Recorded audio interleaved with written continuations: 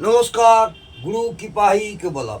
আমি আজকে আপনাদের একটা ভালো টপিকস নিয়ে আলোচনা করছি। ঋণগ্রস্ত গ্রহের প্রভাব এবং উপায়। ঋণ গ্রহ কি? ঋণগ্রস্ত গ্রহ সেই গ্রহকে বলা হয় যে গ্রহ পূর্বসূরীদের ঋণ এই জীবনে শোধ করা, যাকে রহস্যময় ঋণ বলা যেতে পারে। যেমন পিতা কোনো ভুল করে গেছেন, এই জীবনে পুত্র তার ফল ভোগ করতে হচ্ছে। পিতার ভুলের খেসারত দিতে হচ্ছে তার পুত্রকে। পুত্র যদি পূজা পাঠ, জপ তপ ইত্যাদির দ্বারা প্রায়শ্চিত না করে, তবে শাস্ত্রে বলা হয়েছে যে তাকে নরক যন্ত্রণা পর্যন্ত ভোগ করতে হয়। আমি একটা উদাহরণস্বরূপ আপনাদের বলছি। রামায়ণের রাজা দশরথ যেমন শ্রবণ কুমারকে শব্দবেদী বাণ মেরেছিলেন। শব্দবেদী বাণ মেরেছিলেন, এতে কুমারের মৃত্যু হয়েছিল।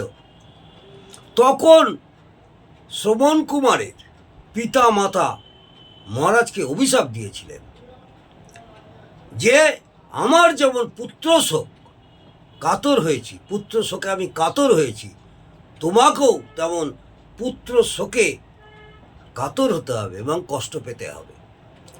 সর্বজন বিদিত আছে যে মহারাজ দশরথ পুত্র শোকেই মারা গিয়েছিলেন।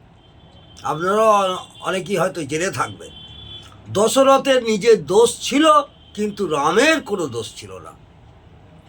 পিতার ভুলের কারণে তাকে বনবাসে কষ্ট ভোগ করতে হয়েছিল। একেই পিতৃ ঋণ বলা হয়। এর পরেও লক্ষ্য করলে দেখা যাবে যে তার ঘর ও পরিবারের লোকেদেরও অপরিমিত কষ্ট ভোগ করতে হয়। পরিবারে কোনো ব্যক্তির কুণ্ডলিতে যে গ্রহ পীড়িত হয়, মাথায় রাখবেন, পরিবারের কোনো ব্যক্তির কুণ্ডলিতে যে গ্রহ পীড়িত হয়, ওই গ্রহ পরিবারের অন্য ব্যক্তিদের কুণ্ডলিতেও পীড়িত ছিল বা পীড়িত থাকে। যে গ্রহে নিজের ঘরে বা কারকভাবে শত্রু বসে থাকে, আবার বলি, যে গ্রহের নিজের ঘরে বা কারকভাবে শত্রু বসে থাকে, তাকে অর্থাৎ ওই গ্রহকে পীড়িত বলে মানা হয়ে থাকে।